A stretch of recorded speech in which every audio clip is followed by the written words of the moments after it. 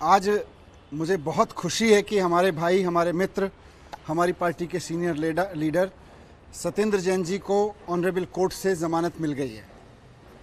सत्येंद्र जैन जी इस देश में मोहल्ला क्लिनिक की क्रांति के जनक हैं।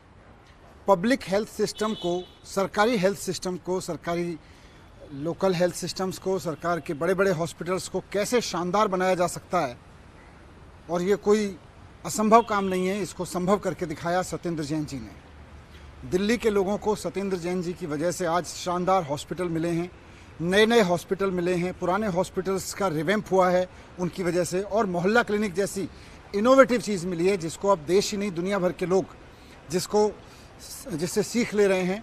कई राज्यों में मोहल्ला क्लिनिक बनाए गए हैं। ये सब सत्येंद्र जैन जी की देन है।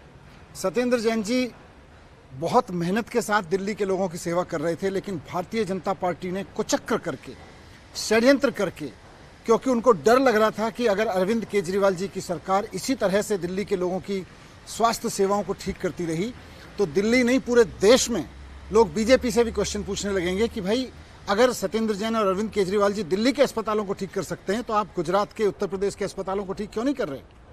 आप बाकी राज्यों के जहां आपकी सरकारें वहां के अस्पतालों को, सरकारी अस्पतालों को ठीक क्यों नहीं कर रहे? ये बात पूछने लगेंगे। इसलिए सत्येंद्र जैन जी को गिरफ्तार किया गया। कुछ नहीं मिला उनके खिलाफ, तो 4-4 बार उनके घर पे ईडी की रेड की। भारतीय जनता पार्टी ने ईडी की रेड कराई उनके घर पे, लेकिन उसके बावजूद उनके घर से एक पैसा नहीं मिला, एक कागज नहीं मिला। झूठे आरोप में, झूठे षड्यंत्र के तहत पीएमएलए कानून लगा के उनके ऊपर उनको जेल में रखा गया। ये भारतीय जनता पार्टी की बहुत बड़ी साजिश थी। आज भारतीय जनता पार्टी की पूरी साजिश का पर्दाफाश हुआ है, क्योंकि सत्येंद्र जैन जी के खिलाफ कुछ नहीं निकला। आज ऑनरेबल कोर्ट में खुद ये ऑब्जर्व किया गया कि इस केस में अभी तो पता नहीं कितना समय लगेगा। क्यों समय लगेगा? क्योंकि कुछ मामला तो है नहीं।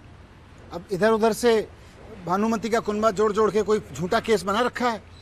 तो आज मोदी जी को, भारतीय जनता पार्टी को सत्येंद्र जैन जी से माफ़ी मांगनी चाहिए उनके इतने सारे दिन खराब करने के लिए। और सिर्फ सत्येंद्र जैन जी से नहीं, आज मोदी जी को और भारतीय जनता पार्टी को दिल्ली के लोगों से माफ़ी मांगनी चाहिए, क्योंकि सत्येंद्र जैन जी के जेल में जाने से सरकारी अस्पतालों में जो काम इतनी तेज़ी से चल रहा था उसका नुकसान हुआ है।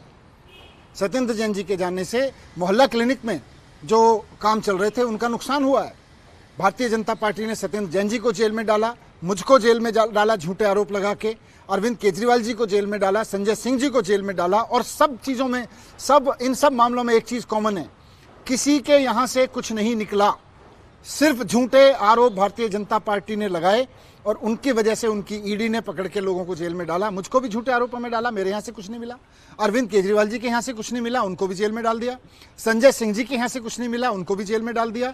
सत्येंद्र जैन जी के यहाँ से कुछ नहीं मिला, उनको भी जेल में डाल के रखा इतने लंबे समय तक। केवल एक ही मकसद था, दिल्ली के लोगों के काम रोकना। मैं आज दिल्ली के लोगों को भी कहना चाहता हूँ कि भारतीय जनता पार्टी काम रोकने का षड्यंत्र करती है। आपने देख लिया कि पिछले 1-1.5 साल में हम सबको जेल में डाल के इनकी मंशा किस तरह से काम रोकने की थी। लेकिन अब अरविंद केजरीवाल जी बाहर हैं, उसके पहले संजय सिंह जी, मैं बाहर आ गए थे, सत्येंद्र जैन भी बाहर आ गए हैं। सब काम अब बहुत तेजी से होंगे और दिल्ली के काम बहुत अच्छे से होंगे। सर, आज संभावना बन रही है कि आज ही वो तिहाड़ से बाहर निकल सकते हैं, तो क्या आप लोग सबको जाएंगे उनको लेने के लिए? बिल्कुल बिल्कुल लेने जाएंगे। सत्येंद्र जैन जी हमारे सबके हीरो हैं, हम सबके नहीं, पूरी दिल्ली के हीरो हैं। हेल्थ सिस्टम को देखें तो पूरे देश के हीरो हैं सत्येंद्र जैन जी, उनको लेने जाना बनता है। विधानसभा के ठीक पहले सारे नेता आपके जो एक एक करके जेल में गए थे, उनके बाहर आने, देखिए भारतीय जनता पार्टी ने क्यों डाला सबको जेल में? सिर्फ इसलिए ना कि मैं, सत्येंद्र जी, अरविंद केजरीवाल जी के नेतृत्व में जिस तरह से एक के बाद एक हेल्थ सिस्टम, एजुकेशन सिस्टम, बिजली के सिस्टम में, पानी के सिस्टम में काम कर रहे थे, उन कामों को रोकना इनका मकसद था। कुछ समय के लिए काम रोके, लेकिन इनकी साजिशें नाकाम हो रही हैं।